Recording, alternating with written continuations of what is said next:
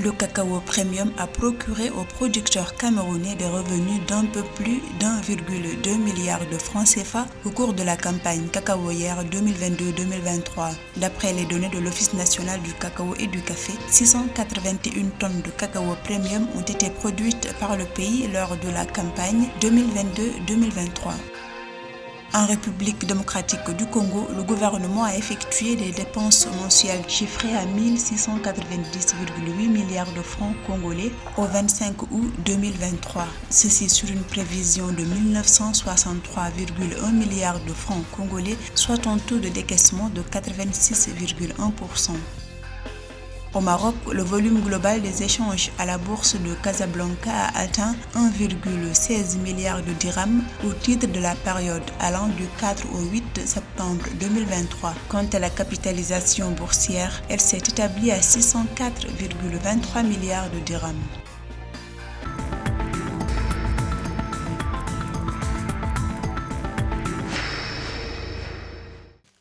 Si le Cameroun avait produit son meilleur volume de fèves de cacao de qualité sur 20 ans, au terme de la campagne cacaoyère 2020-2021, la production de cette catégorie de fèves a pratiquement quadruplé en 2022-2023. D'après les données de l'Office national du cacao et du café ONCC, 681 tonnes de cacao premium ont été produites par le pays lors de cette saison contre 298 tonnes en 2021-2022 et 182 tonnes en 2020-2021. Cette production de cacao de qualité au cours de la saison cacaoyère 2022-2023 a porté les revenus aux producteurs camerounais à un peu plus d'1,2 milliard de francs CFA.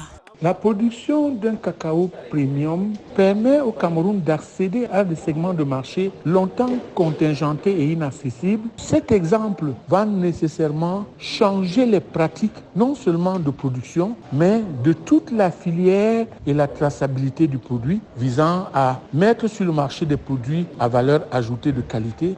Le cacao premium est un cacao issu des centres de production intégrés qui fournissent des solutions durables pour la gestion des opérations post-récolte et qui permettent d'améliorer la qualité du cacao dans la chaîne de valeur. Ces centres concentrent les infrastructures et la formation sur le même site pour un meilleur contrôle et une meilleure traçabilité des activités selon l'ONCC.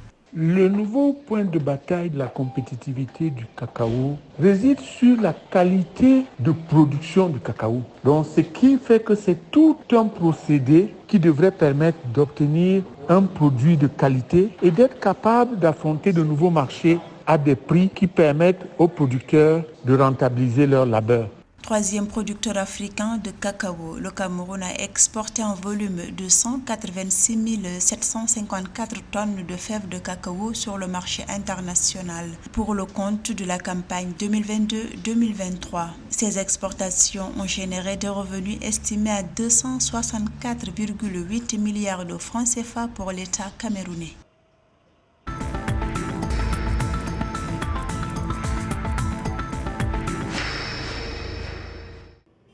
Sur des prévisions projetées à 1963,1 milliards de francs congolais pour le mois d'août 2023, les dépenses mensuelles du gouvernement de la République démocratique du Congo ont été exécutés à un taux de décaissement de l'ordre de 86,1%. Ainsi, l'État congolais a effectué des dépenses chiffrées à 1690,8 milliards de francs congolais au 25 août 2023, indique la Banque centrale du Congo. Au cours de la même période, les recettes mobilisées par les services de l'État ont atteint 1198,5 milliards de francs congolais, soit 90,4% des prévisions de recettes du mois d'août 2023.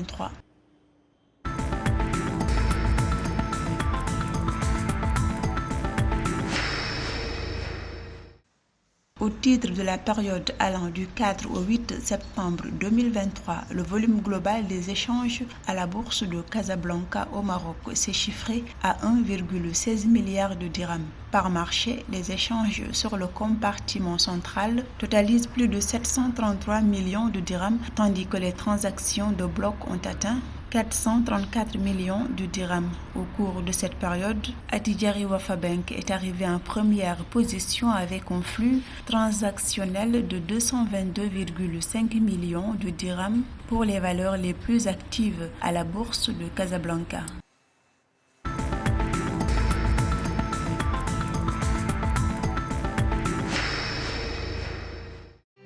Une convention de crédit portant sur un montant de 23 milliards de francs CFA a été allouée au Togo par l'Agence française de développement. Cette facilité permettra la réalisation d'infrastructures de protection côtière sur la section du littoral s'étendant sur un tronçon de 7 km de Bogdjomé à Agbodrafo dans la préfecture des Lacs.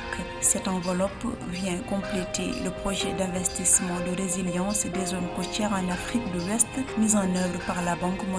Le projet contribue à la résilience des écosystèmes côtiers et des communautés qui en dépendent.